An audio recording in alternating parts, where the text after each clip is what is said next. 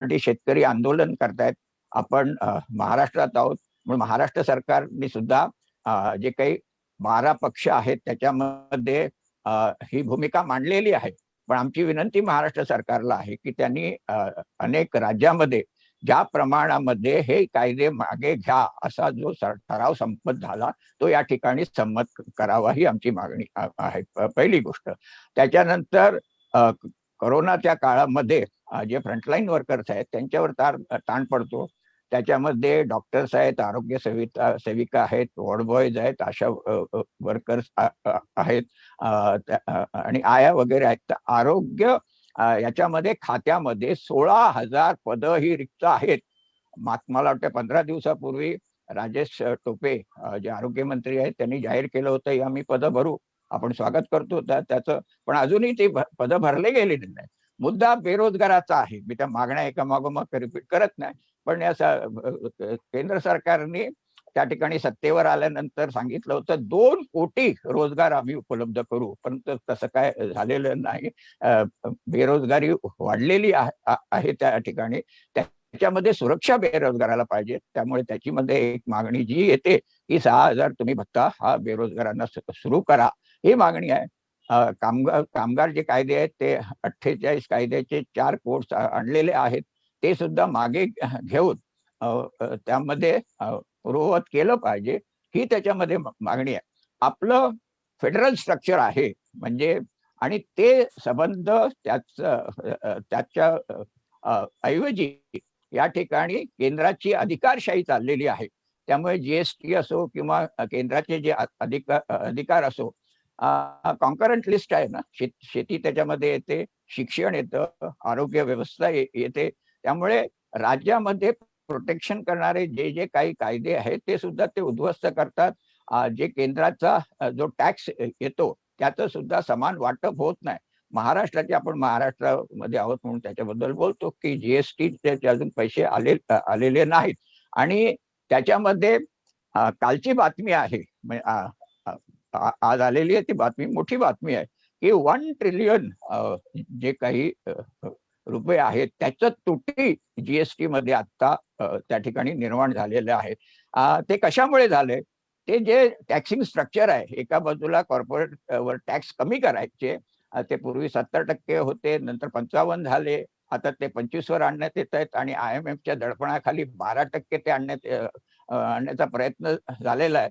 त्यामुळे सरकारकडे येणारे जे टॅक्सीस आहेत ते कमी होतात आणि इनडायरेक्ट टॅक्सी जीएसटीचे असतील किंवा मग बाकीची टॅक्सीस आहेत, पेट्रोल आणि डिझेलवर जर टॅक्सीस वाढत जातात, असे जे अनेक स्वरूप या सरकारचे आहेत. त्यामुळे सामान्य माणसाची पिळवणूक होते, पैसा त्याच्याकडनं घेतला जातो, परंतु तो कामगार शेतकऱ्यांपर्यंत पोहोचत नाही. अशी जी व्यवस्था आहे त्याच्यामधनं येणाऱ्या या मागण्या आहेत.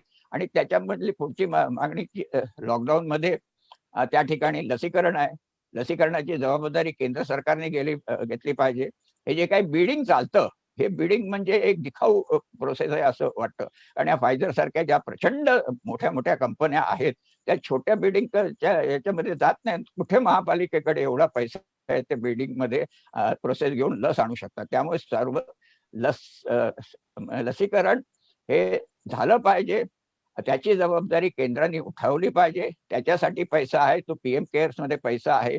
विस्टा सारख्या ज्या प्रकल्पामध्ये जे 20,000 कोटी सारखे रुपये हे तिथे फेकले जातात, तो रद्द केला पाहिजे. त्यामुळे केंद्र सरकारकडे पैसा आहे. महाराष्ट्र सरकारला सुद्धा बुलेट ट्रेन सांगितली जाते, 25,000 कोटी गुजरातने आणि महाराष्ट्राने निर्माण करायचे, त्याच्यामध्ये महाराष्ट्राचं लसीकरण होऊ शकतं.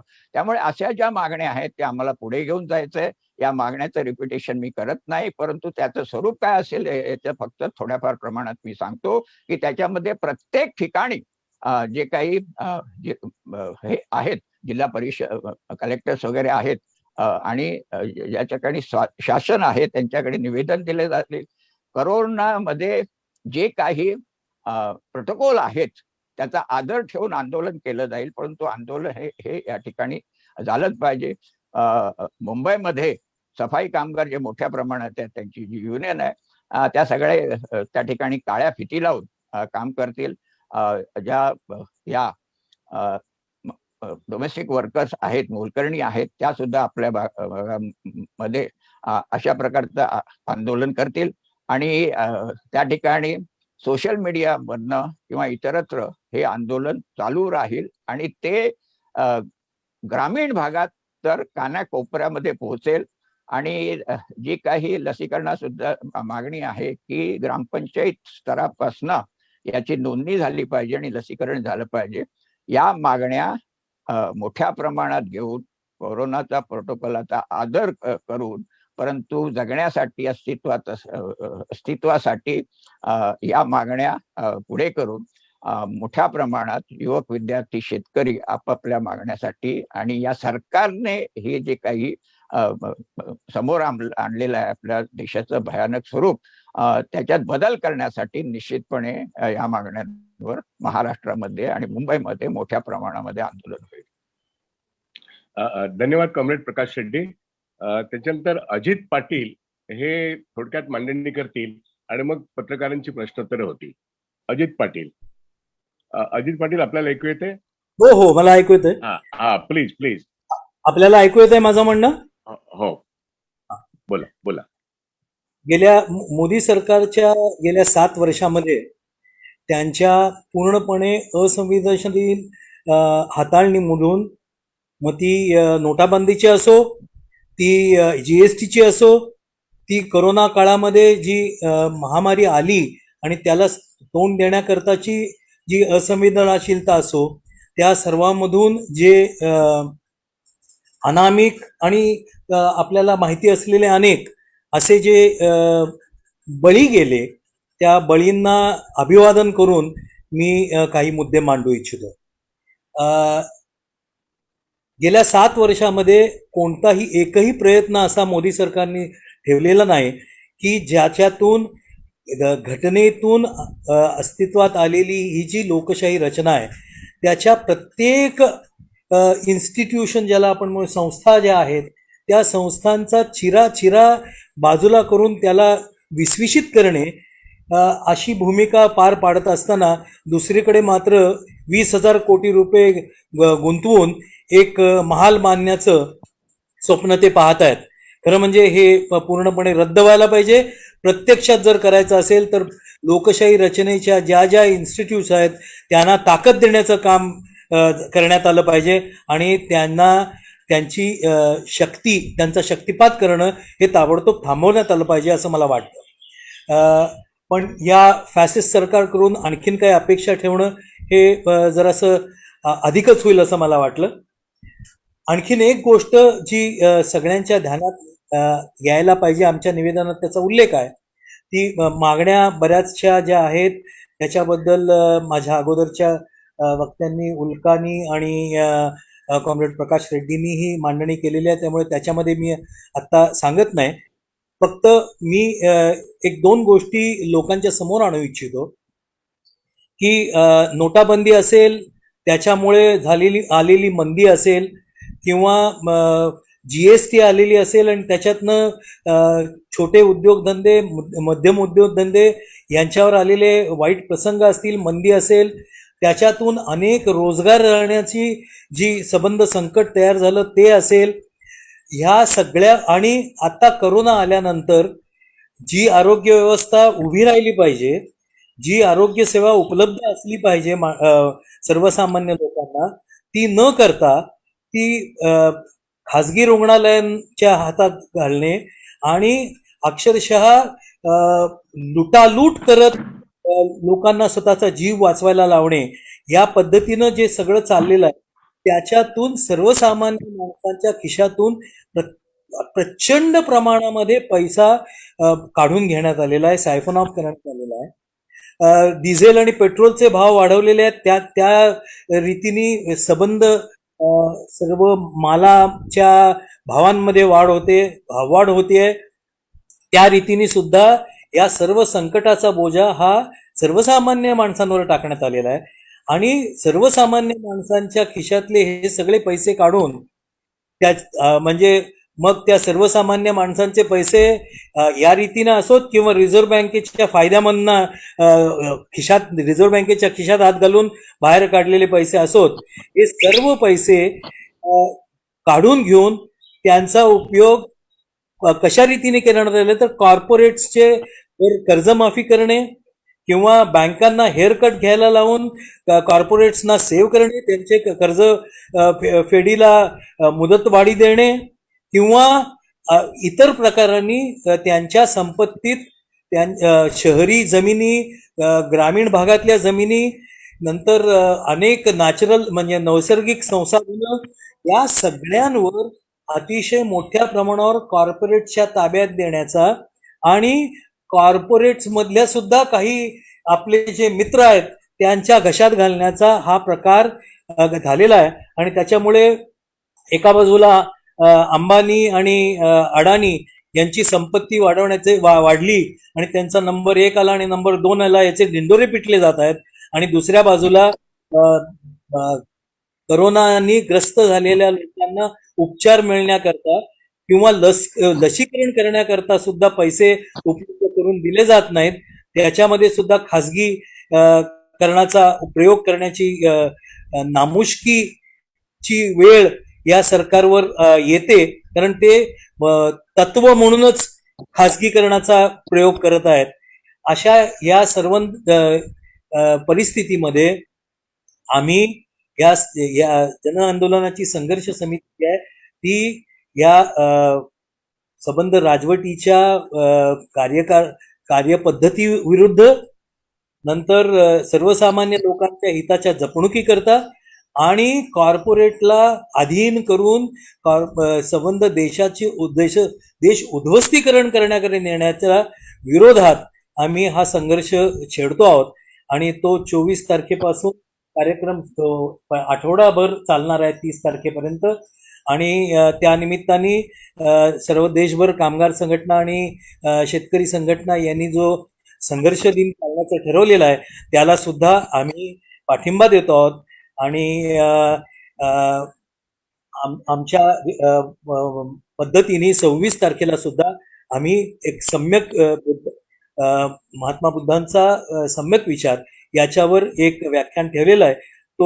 ती एक सुरुवात आहे आणि त्याच्या रीतीनेच आणखीन प्रबोधनाचं काम ही या पुढच्या आठवड्याभरामध्ये केलं जाईल, एवढं मी सांगू. धन्यवाद. एम ए पाटील येऊ शकत नाहीयेत, पण आम्ही चौघांनी जी मांडणी केलेली आहे त्याच्यामध्ये मुख्यतः ज्या काही एक 11 मागण्या आहेत, या मागण्या हे स्टेटमेंट पत्रकारांकडे आता देतो आहोत. आणि आता जी मांडणी झाली आहे त्याच्या आधाराने पत्रकारांनी आपले प्रश्न विचारावेत. प्रश्नांच्या खुलास्यामध्ये सुद्धा आमच्यापैकी 4 जण सहभागी होतील, एवढंच मी सांगतो. आणि विनंती करतो की पत्रकारांनी हँड रेज करून प्रश्न विचारावा आणि त्याची समर्पक उत्तरं दिली जातील. प्लीज.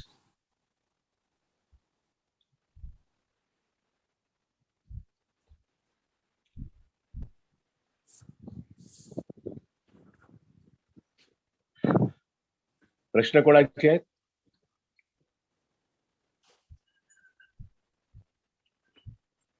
प्रश्न असतील तर हात वर करायला सांगा. हा, प्रश्न असतील तर हात वर करा, म्हणजे मग संयोजकांच्या वतीने निश्चितपणे त्याची दखल घेण्यात येईल.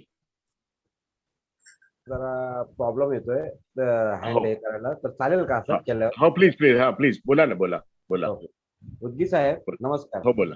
नमस्कार सर. आपण जे आता 24 तारखेपासून आंदोलनची घोषणा केलेली आहे त्याच्यामध्ये तुमचे मॅक्सिमम महाराष्ट्रापासून पूर्ण भारतापासून किती असे संघटना जॉईन झालेले आहे आणि तुमच्या मुख्य मांग काय आहे, म्हणजे जे मुख्य जे 4-5 असे मुद्दे आहेत जे तुम्ही या सरकारकडून हवंय ते 4-5 जरा मुख्य मांग सांगा ना तुमचे. हा, मी असं करतो, जे आम्ही तुमच्याकडे स्टेटमेंट देणार आहोत, पण आता आपण व्हर्च्युअल असल्यामुळे मी ते वाचून दाखवतो, म्हणजे तुमच्याकडे नोंद पण होईल आणि रेकॉर्ड पण होईल. थोडक्यात मागण्या अशा आहेत की केंद्र सरकारने शेतकरी विरोधी 3 जुलमी कायदे मागे घ्यावेत आणि शेतकऱ्यांशी त्वरित चर्चा सुरू करावी. दुसरी मागणी आहे, कामगारांनी लढून मिळवलेल्या हक्कांना तिलांजली देणारे 4 लेबर कोड रद्द करा. तिसरी मागणी आहे, करोनाच्या साथीवरती सर्व देशवासियांना मोफत लस आणि उपचार द्या. ग्रामपंचायत पातळीपर्यंत विकेंद्रीकरण करून प्रत्येक घरापर्यंत लस पोहोचली पाहिजे. सेवाभावी संघटनांचा सहभाग सरकारने घ्यावा व समन्वय करावा. कोरोनामुळे ज्या घरामध्ये किंवा एखाद्या कुटुंबामध्ये त्याच्यावरती कुटुंब अवलंबून आहे अशी व्यक्ती जर मृत झाली तर त्या घरातील एका व्यक्तीला सरकारने एक नोकरी द्यावी किंवा उपजीविकेचे साधन उपलब्ध करून द्यावे. करोना रुग्णाचा विमा खर्च सुद्धा सरकारने करावा आणि त्याचबरोबर हाफकिन इन्स्टिट्यूट सारख्या देशातील सार्वजनिक संस्थांना लस उत्पादन करण्यात त्वरित कार्यान्वित करावे. त्यानंतर चौथी मागणी, सर्व गरजू जनतेला त्यांच्याकडे कार्ड असो अगर नसो सर्वांना किमान 4 महिने म्हणजे एप्रिल ते जुलै या काळाकरता रेशन देण्यात यावे. एप्रिल व मे चे घोषित केले गेलेले रेशन पण ते अनेक गावात मिळालेले नाही. 5वा मुद्दा आहे, देशातील सर्व बेरोजगार यांना मासिक 6,000 रुपये निर्वाह भत्ता देण्यात यावा. 6वा मुद्दा आहे, सेंट्रल विस्टा प्रकल्प रद्द करावा व पीएम केअर फंडातील सर्व रक्कम करोना विरुद्धच्या लढ्यामध्ये वापरण्यात यावी. 7वा मुद्दा आहे, राज्य सरकारांना त्यांचे केंद्राकडे अडकलेले जीएसटी ते पैसे परत करावेत म्हणजे कोविड काळात ते जनतेच्या हिताकरता उपयोगी येतील.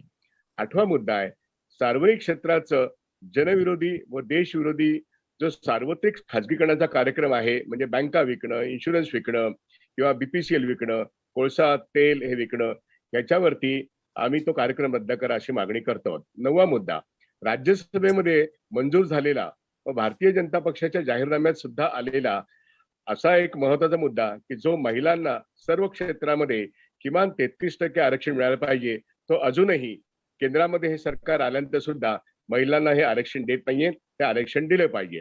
10वा मुद्दा, देशातील अल्पसंख्याक व दलितांचे संविधानाने दिलेले हक्क व आरक्षण सार्वजनिक क्षेत्राच्या खाजगीकरणाच्या धोरणामुळे नष्ट होत आहेत.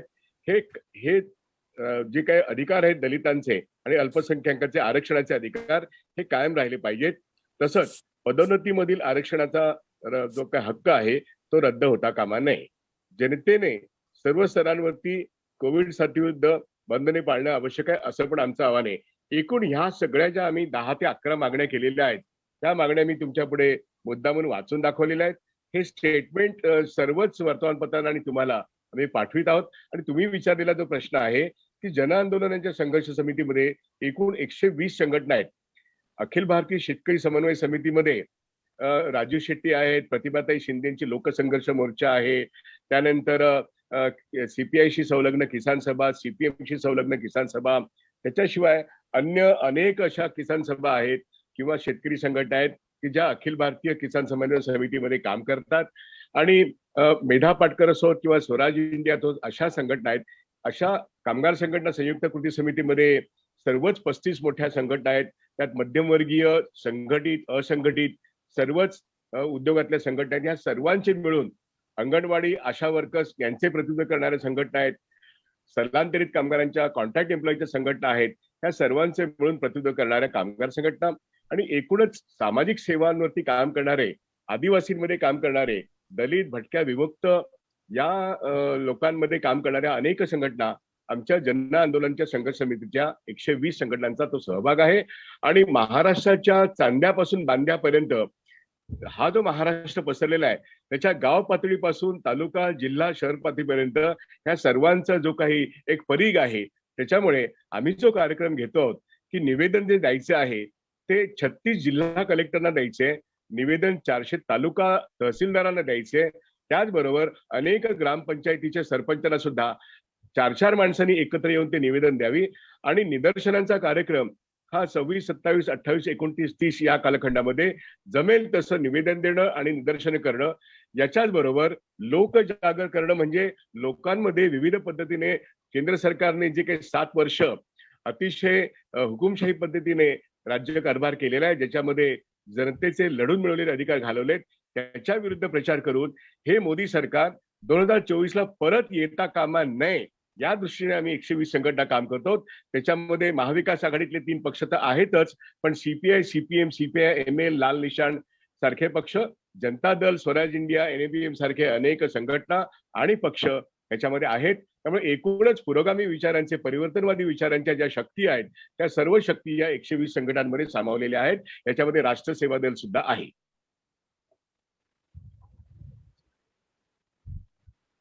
उल्का महाजन मॅडमशी जरा भेटेल का बोलायला? हा, उल्का महाजन, त्यांना प्रश्न विचारा. बोला. उल्का महाजन. हो बोला.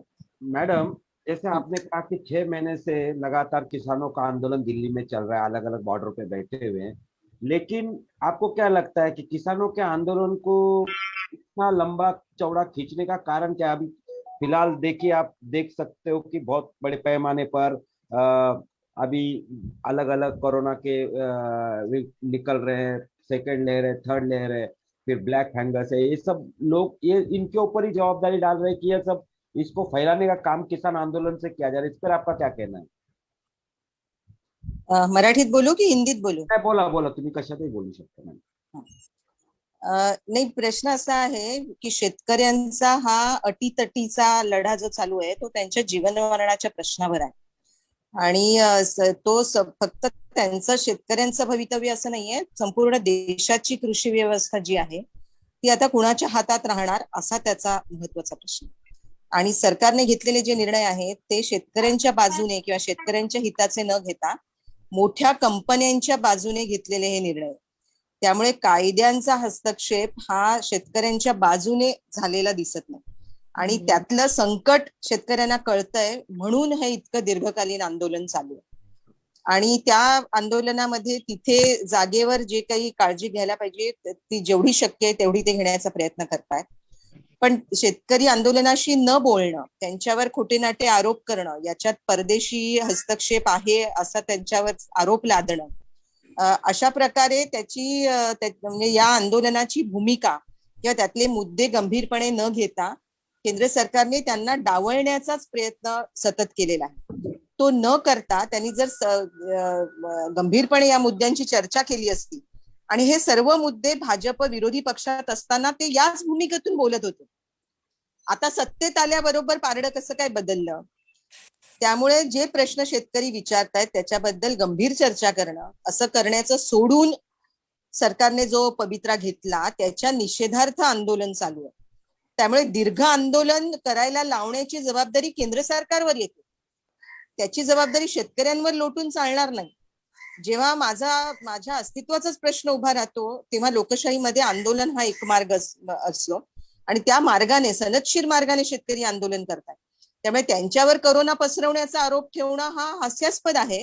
दुसऱ्या बाजूला कुंभमेळा चालू आहे. निवडणुकांमध्ये ज्या पद्धतीने निवडणूक आयोगाने काहीच न बोलता संपूर्णपणे आज सत्तेत असलेल्या पक्षाच्या बाजूने धोरण घेणं, निर्णय करणं आणि मोठ्या मोठ्या प्रचंड मोठ्या सभांना परवानग्या देणं, हे ज्या पद्धतीने घडलं त्यातून कोरोनाचा जो उद्रेक झालाय तो खूप गंभीर आहे.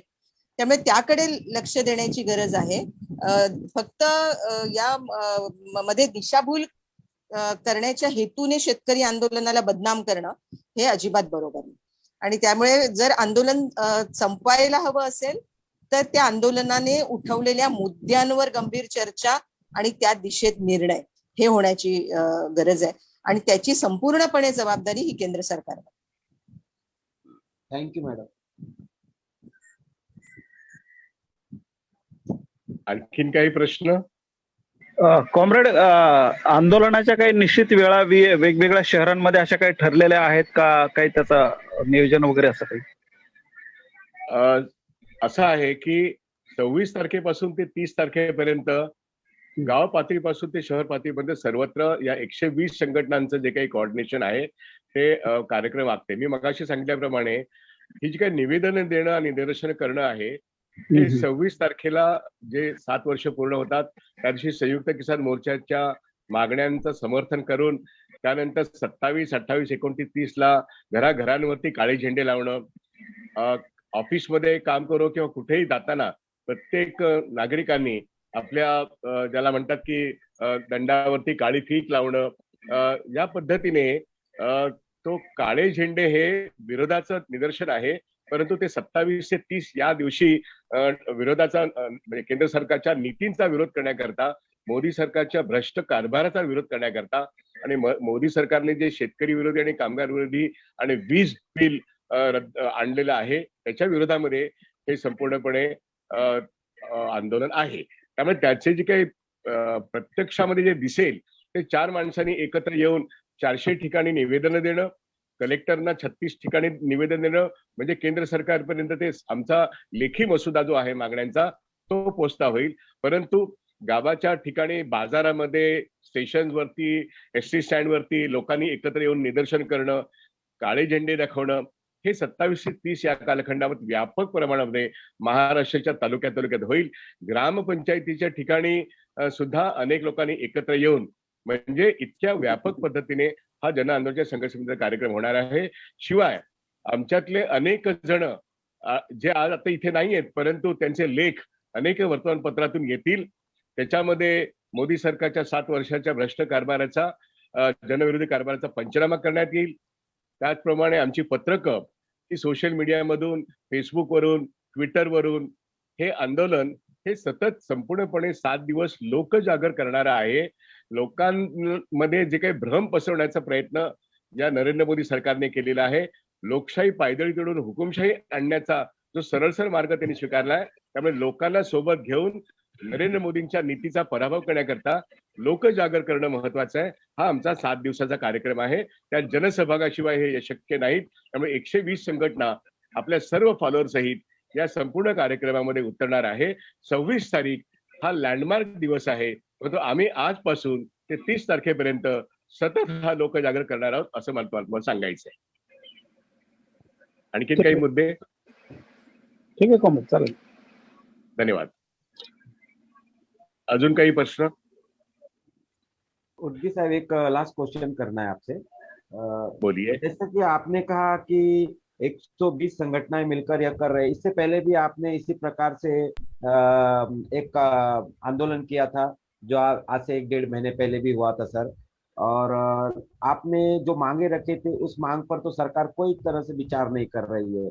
जैसे कि जो किसान आंदोलन की बात थी, फिर जो हमारे कामगार विरोधी जो उन्होंने अलग कायदे बनाए उसके बारे में बात की थी। आपको इस बारे में कभी सरकार से चर्चा करने का वक्त दिया गया या आपकी संस्था को दिया गया? इससे पहले भी आपने ये मांग उठा चुके हैं आप सर। देखिए, केंद्र सरकार तो किसी से बात नहीं करती, वो तो खुद के पार्टी के लोगों से भी बात नहीं करती, विपक्षी जो प्रतिनिधि है उनसे भी बात नहीं करती। मतलब वो लोकसभा राज्यसभा को नहीं मानती, और वहां पे उनकी जो मेजॉरिटी है वो मेजॉरिटी के जरिए वो जो कुछ काम करते हैं वो गलत काम कर रहे हैं, ये एक बात। दूसरी बात, वो किसी से बात नहीं करती। आपने देखा होगा कि एक भी पत्रकार परिषद 7 साल में नरेंद्र मोदी सरकार ने ली नहीं है। खुद नरेंद्र मोदी जी ने ली है, उनके सरकार के किसी भी नहीं ली है। और ये लोगों के लिए उनकी जो अकाउंटेबिलिटी है, उनका जो कारपोरेट गवर्नेंस है, उसके बारे में कुछ नहीं बताना चाहती। वो जो करती है वो सच करती है, यही उनका एक नारा होता है, और वो पूरी उनकी पोल खोल 7 साल में हो चुकी है। अब सवाल वो, अगर ये जो किसान है इनका आंदोलन 6 महीने चलने के बाद अगर ये इस देश का प्रधानमंत्री कुछ बोलेगा नहीं, तो प्रधानमंत्री छोटा होता है, किसान आंदोलन बड़ा का बड़ा ही रहेगा। आज किसान आंदोलन को इस देश के पूरे देश भर में समर्थन मिल रहा है। इसीलिए आपने देखा होगा किसान आंदोलन के नेताओं ने वेस्ट बंगाल में, असम में, तमिलनाडु में और सब जगह जाके भाजपा को आप कोई भी वोट मत करो ये कहा, लोगों ने उनकी सुनी है। इसका मतलब किसान आंदोलन का प्रभाव जनता में हुआ है। वैसे ही मजदूर आंदोलन सरकार ने हमारी सुनी नहीं है, लेकिन हमने कहा कि भाजपा को इसके बाद कभी भी वोट मत देना। 2014 में गलती की, 2019 में गलती की, इसके बाद गलती नहीं करना। तो हमारी बात, किसानों की बात, आम जनता की बात अभी सुनाई देती है। और मोदी की जो पॉपुलैरिटी है, ये कोरोना के हैंडलिंग में आपने देखा होगा, इस देश की मीडिया, आप छोटे मीडिया हो लेकिन आप बहुत कुछ हमारा छापते भी हो और हमसे सवाल भी करते हो, लेकिन जो बड़ी मीडिया है वो गोदी मीडिया है। और हमने देखा कि गोदी मीडिया को साथ में रख के मोदी गवर्नमेंट की पॉपुलैरिटी अभी करीब करीब 50% नीचे गिर गई है। ये इंटरनेशनल मीडिया ने बताया है, चाहे वो वॉशिंगटन पोस्ट हो या न्यूयॉर्क टाइम्स हो या गार्डियन हो या देश के टेलीग्राम या हिंदू जैसे पेपर्स या इंडियन एक्सप्रेस पेपर्स में आपने अगर कार्टून देखे हैं तो मोदी सरकार की पोल खोल उन्होंने इतनी बार की है, लेकिन ये बेशरम सरकार जो है ये किसी का मानती नहीं है। तो चाहे वो हमें माने या ना माने, 2024 को इस देश की जनता उनको घर पे बिठा देगी। धन्यवाद सर। धन्यवाद।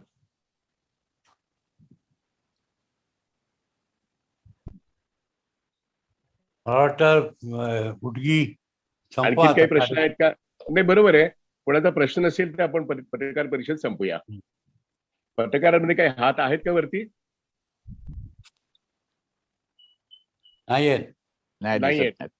हा, तर मला असं वाटतं की या ठिकाणी सकाळचे वार्ताहर होते, लोकमतचे होते, त्यानंतर काही स्वतंत्रपणे आलेले वार्ताहर होते. मॅक्स महाराष्ट्र सारखं एक महाराष्ट्रातलं प्रसिद्ध चॅनल, टीव्ही चॅनल होतं. आत्ता ज्यांनी इंटरव्ह्यू घेतलेत ते पुरिंदर त्यांचं होतं. असे अनेक या ठिकाणी आज जोडलेले पत्रकार आहेत. त्यांचे जन आंदोलनाच्या संघर्ष समितीच्या वतीने आणि माझ्या सर्व सहकाऱ्यांच्या वतीने, निमंत्रक मंडळाच्या वतीने मी निश्चितपणे त्यांचं स्वागत करतो, त्यांचं अभिनंदन करतो, त्यांचे आभार मानतो. आणि हे जे काही निवेदन आहे, प्रेस स्टेटमेंट आहे, हे प्रेस स्टेटमेंट आता ताबडतोब रिलीज होईल. मागण्या मी वाचून दाखवलेल्याच आहेत, परंतु अत्यंत वायडर पद्धतीने महाराष्ट्रातल्या सर्वच वर्तमानपत्रांना आणि चॅनल्सना हे आम्ही निवेदन रिलीज करतो आहोत. आणि इथेच मी थांबतो. धन्यवाद. जन आंदोलनाच्या संघर्ष समितीमध्ये आजचा जो प्रेस कॉन्फरन्स आहे ही मी इथे संपुष्टात आली असं जाहीर करतो. माझ्या सहकाऱ्यांचे पण मी आभार मानतो. उल्का महाजन, कॉम्रेड प्रकाश शेट्टी आणि अजित पाटील आणि निमंत्रक मंडळामधले संजीव साने या ठिकाणी उपस्थित आहेत, मुक्ता श्रीवास्तव या ठिकाणी उपस्थित आहेत, अन्य माझे सहकारी उपस्थित आहेत. या सर्वांचे मी आभार मानतो आणि पत्रकार परिषद संपली असं जाहीर करतो. धन्यवाद. धन्यवाद सर.